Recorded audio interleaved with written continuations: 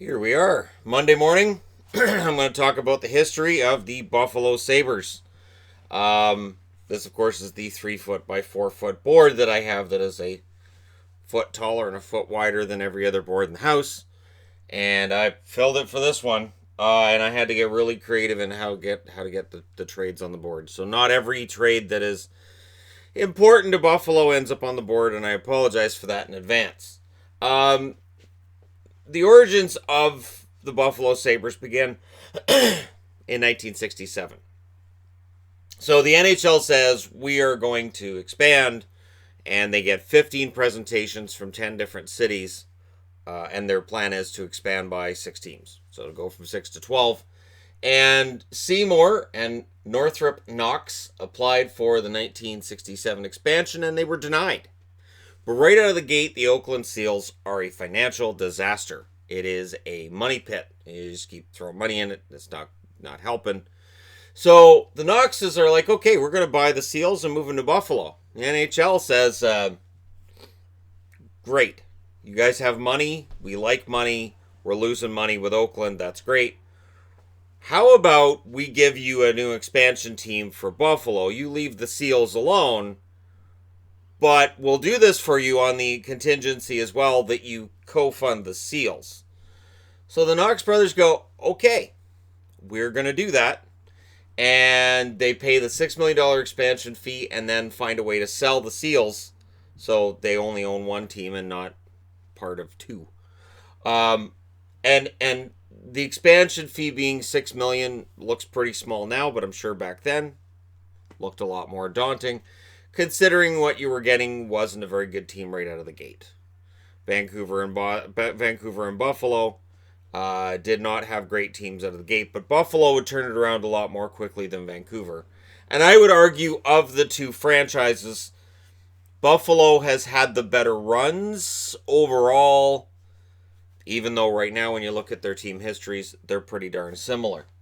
The biggest a sign that things would be tough for Vancouver and better for Buffalo happens before these teams have played a game. So they have a wheel. On the wheel, numbers 1 through 6 mean Vancouver drafts first. Number 7 means you respin it. And 8 through 13 means Buffalo gets the number 1 draft pick. Well, Clarence Campbell, an older gentleman at this point in time, spins the wheel and he yells out 1. The first draft pick goes to Vancouver. So Vancouver contingent's happy. However, he read it wrong. It was an 11. So then he says there's been a mistake. It's actually 11. It's Buffalo. Yeah, there was a mistake, Mr. Campbell, and you made it. So Gilbert Perreault becomes a Buffalo Sabre. The Canucks draft at 2, and they draft Dale Talon, who's become a pretty good general manager. His career in the NHL, a little bit spotty. And there's an argument to be made that Dale Talon's time in Vancouver wasn't what it could have been because there was too much pressure on him. But either way, he definitely was not Gilbert Perreault. So the Buffalo Sabres have themselves a fantastic player in Gilbert Perreault who's going to be a Hall of Famer right out of the gate. I had to pause to let the cat out. So Clarence Campbell names off Perreault going to Buffalo after Vancouver, and you have your number 1 scoring leader in Buffalo Sabres history. Your all-time leading scorer is Perreault, who in 1,191 games played his entire career as a Sabre, 512 goals, 814 assists, 1,326 points. Pretty good player. Dave Andrechuk's number 2 on the list, 837 games played, 368 goals, 436 assists for 804 points. Rick Martin, 681 games played, 382 goals, 313 assists, 695 points. Craig Ramsey, 1,070 games played, 252 goals, 420 assists, 672 points. Phil Housley, 608 games played, 178 goals, 380 assists, 558 points. Rene Robert, and you'll notice there's an FC next to here, and here, because while I was kicking the cat out, I figured, I might as well put the French Connection initials next to these 3 guys. Rene Robert played 524 games for Buffalo, 222 goals, 330 assists, 552 points. The line of Martin, Perreault, and Robert, as it would become the French Connection, dominated the 70s for the Sabres. Arguably best line in the NHL for a couple of those given seasons in there. Don Luce is next on the list. 766 games, 216 goals, 310 assists, 526 points. Jason Pominville, 733 games, 217 goals, 304 assists, 521 points. Kind of a shame that Pominville doesn't end up in here. Loved Pominville when he was younger. Mike Foligno, 664 games, 247 goals, 264 assists, 511 points. And Danny Gare, 503 games, 267 goals, 233 assists, 500 points. Now, when it comes to goaltenders, your wins leader all time is Ryan Miller with 284. But the greatest goaltender they've had is number 2 on the list, Dominik Hasek, 234 wins for him. Don Edwards, 156 wins. Marty Biron, 134. And Tom Barrasso with 124. So, pretty solid goaltending list for the Buffalo Sabres. And then if you're looking at coaches, well, Lindy Ruff was there forever. He has 571 wins. Scotty Bowman, 210. Floyd Smith, 143. John Muckler, 125. And Ted Nolan, 113. And Ted Nolan, one of the most polarizing coaches in Buffalo Sabres history. I would think probably the most. So in the team's history, when you look at all these wonderful numbers, they do have 0 cups. And they're doing their best, I think, to remedy that by building them with the right foundation. It's tricky because there is no granted formula. Like, you can look at what the Blues did this year and go, oh, that's what teams should do then. That's the formula. But then you look at the Capitals last year and it's different. You look at the Penguins year before. Every team has a different way of getting there. They've been in the finals in 1975 and 1999, which means every 25 years they go to the finals, which means 2024 they should be good to be back in there again. Or 24 years, so it'll be 2023. Sorry, I'm making this rebuild last longer than it needs to. So 4 years from now, it's a Stanley Cup final for the Buffalo Sabres. Now, their first season in the league was 1970-71. Their first year in the playoffs was 1972-73. So that means 5 years after joining the NHL, they're in the finals. So you had to look at that in 1975 and say, hey, this team's going to win a championship. A lot of teams you look at and go, that team's going to win a championship. And then they don't. They've missed the last 8 playoffs. So as proud a history as this team had, as solid as this team was throughout their history until the early 90s, right now it's a bit of a sullied reputation the team has in terms of winning and losing. 29 playoffs and 49 seasons. So that percentage just keeps dropping. And we would love to see them get back to the playoffs next season because, again, in a league where we talk a lot about parity, it is sad to see a team stay at or near the bottom for that long. Alex McGillney, there's one season that's not going to show up because he's not in this all-time scoring list. He's close. He has 444 points as a Buffalo Sabre. McGillney in 92-93, 77 games played, 76 goals, 51 assists, 127 points. Greatest season I could argue that a Sabre had, although Pat LaFontaine had 1 point season that was, I believe, coinciding with that in 92-93 as well, where he had a lot of points.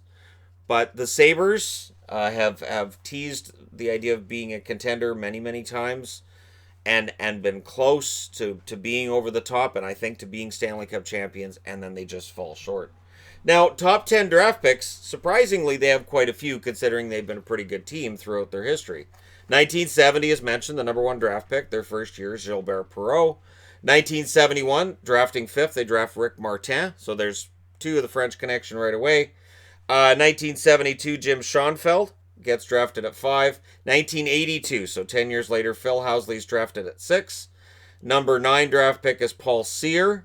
1983, they draft 5th, they draft Tom Barrasso. And then at 10, they draft Norman Lacombe. 1986, drafting 5th, they draft Sean Anderson. They like drafting 5th. 1987, they draft 1st overall, they draft Pierre Turgeon. 1996, drafting 7th, they draft Eric Rasmussen. 2003, drafting 5th, they draft Thomas Vanek. And drafting 8th, they draft Rasmus Ristolainen in 2013. So again, there's a 10-year period between Vanek and Ristolainen where they don't draft in the top 10. 2014, they draft Sam Reinhart at 2. 2015, they draft Jack Eichel at 2. 2016, they draft Alex Nylander at number 8. 2017, they drafted 8 again. Casey Middlestad then. Last year, 2018, they draft Rasmus Dahlin at 1. And, of course, this season, they draft Dylan Cousins at number 7. And we'll see how they turn out. They being the last, I'll say 4.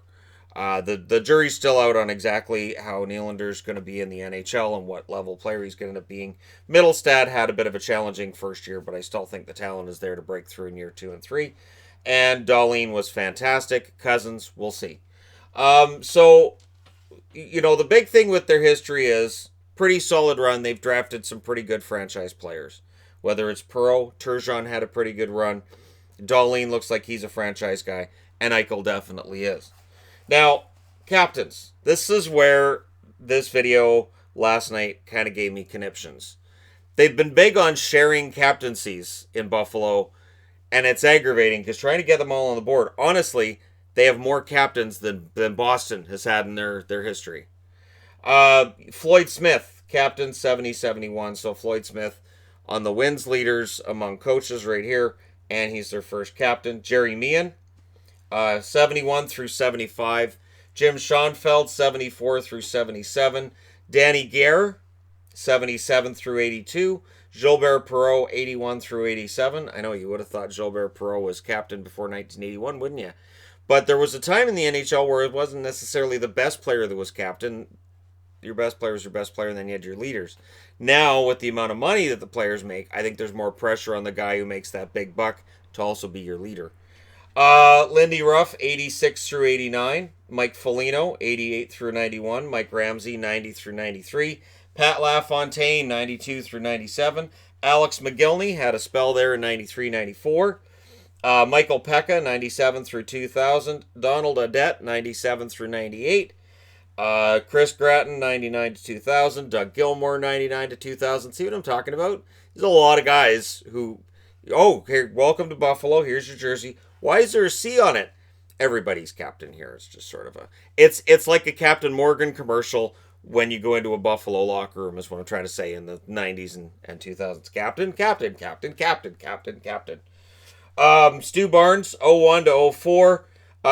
Miroslav Shaitan, 2003-2004. This is Shaitan. He is our captain. Really? James Patrick, 2003-2004. JP Dumont, also in 2003-2004. Chris Drury, 03 to 07. Daniel Briere, 03 to 07. Yaroslav Spacek, 07 to 08. Tony Ludman, 07 to 08. Jochen Hecht in 07-08 as well. Again, and Brian Campbell, 2007-2008. Captain. Craig Rivet, 2008 to 2011. This is when it gets sane. Jason Pominville, 2011 to 2013.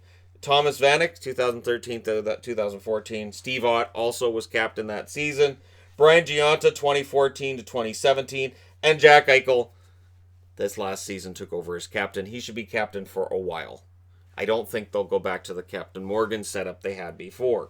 And it was weird because I think having that many guys who share the captaincy, I think it hurts your team identity. I talked about this with the Arizona history video where there's that team identity thing. Buffalo, throughout the 70s, you had the French Connection, and throughout the 80s, you had a pretty solid team that was pretty good. And the funny thing is, in the Sabres 100 things the Sabres fans should know and do before they die, which I was looking at last night and preparing for this. They mentioned how Scotty Bowman was general manager and coach here, and this is the one place he couldn't win.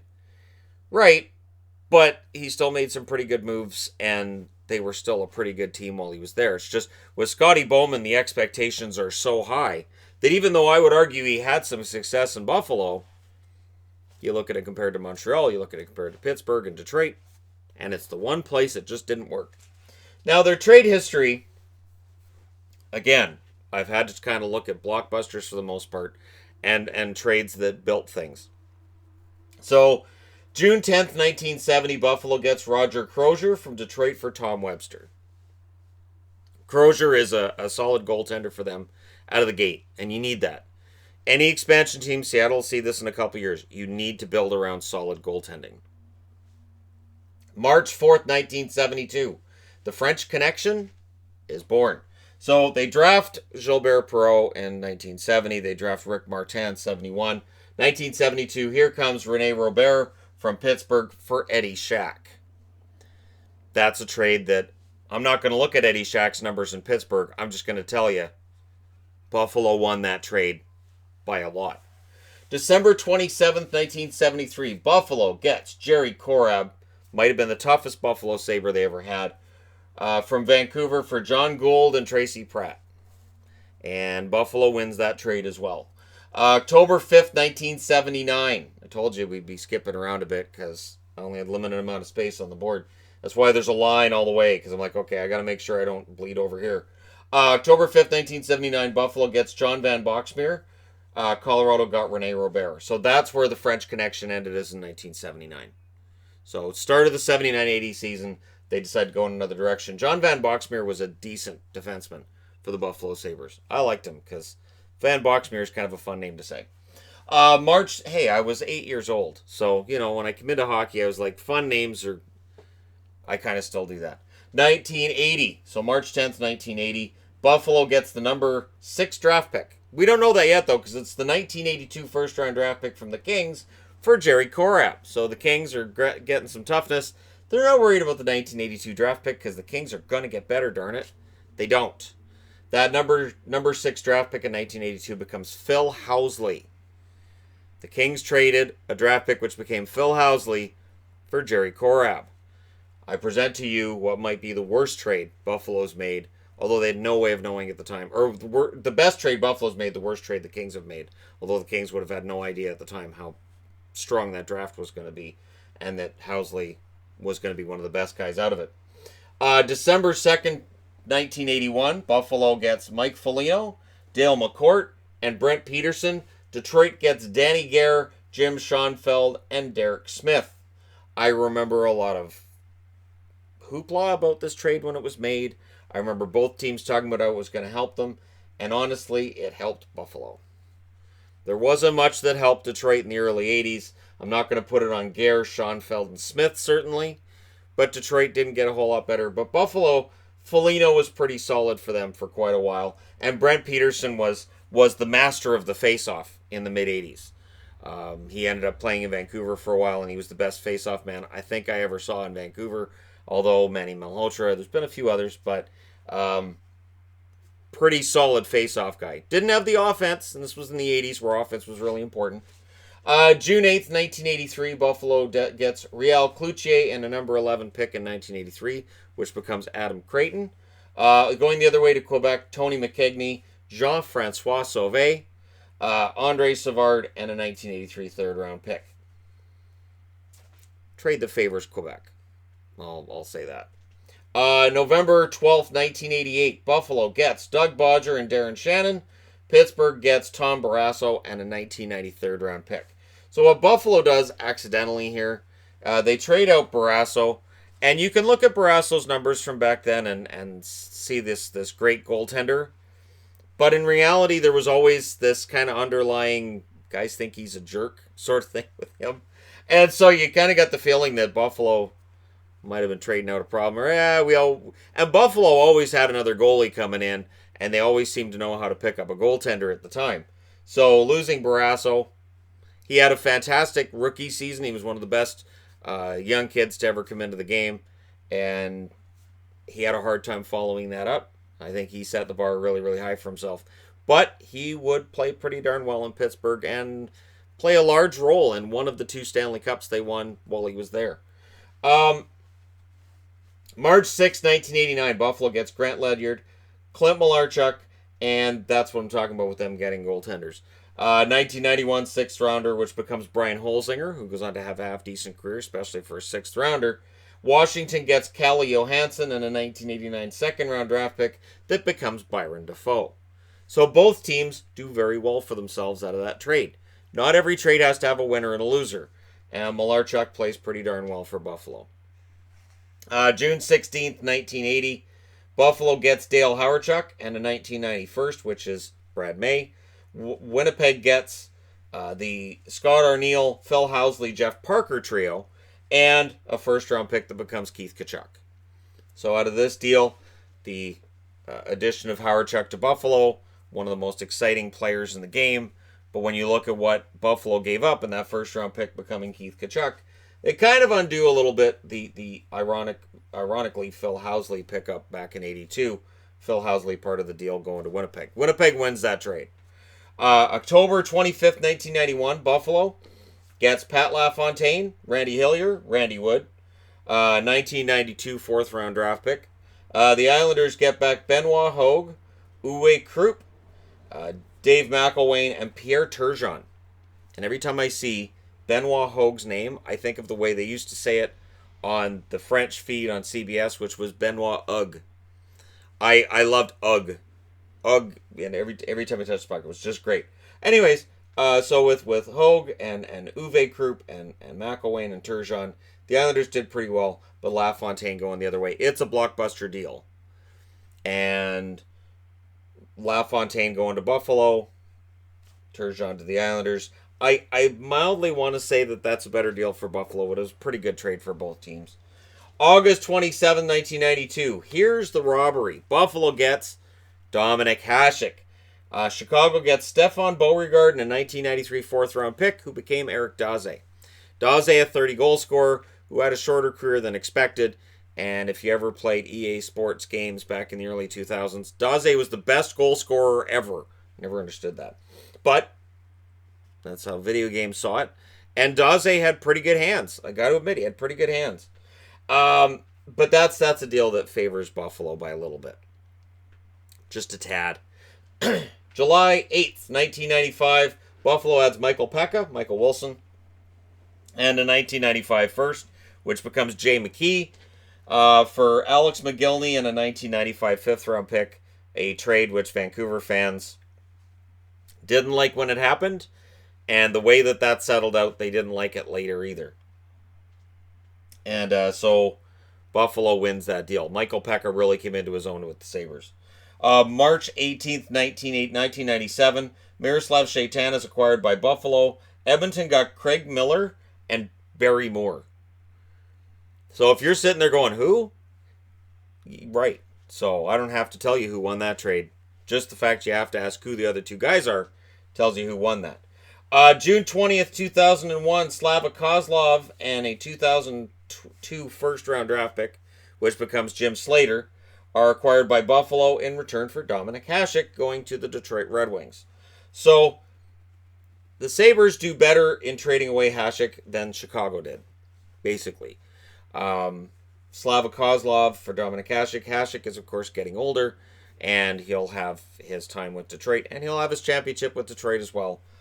This, of course, 2 years after they're in the Stanley Cup final in '99, and there's the controversial goal to end that run. Hasek dragged them to the Stanley Cup finals that year. He dragged them to respectability throughout many of the years in the 90s he was there. March 10th, 2003, Daniel Briere is acquired by the Sabres along with a third-round pick, which becomes Andrei Sekera. Chris Gratton and a 2004 fourth go to Arizona.